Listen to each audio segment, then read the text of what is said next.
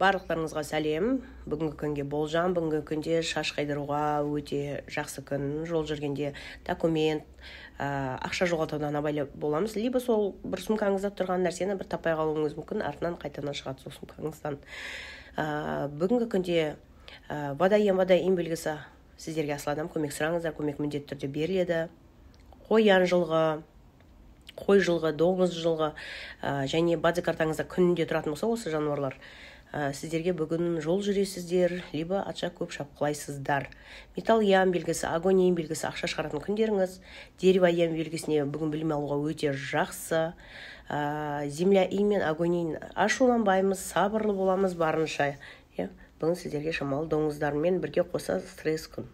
Земля ян, огонь ян белгісіне звезда процветания келіп тұр. Бір алға қойған мақсаттарыңызды бір қадам жылжыңыздар, либо бүгін күн сіздерге өте жақсы сәтті күн, депозитке ақша салып қойыңыздар осы белгідегі адамдар.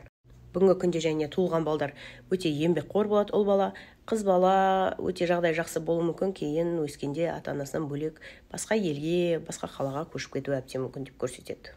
Және бүгінгі күнде ешкімге планымызды айтпаймыз, көз тиюі мүмкін. Бір алға қойған мақсаттарыңызды, либо істеп жатқан тілегіңізді айтпауға тырысыңыз. Өйткені еңбегіңізді ұрлап алуы, либо көз тиюі мүмкін деп көрсетеді. Күндеріңіз сәтті өтсін.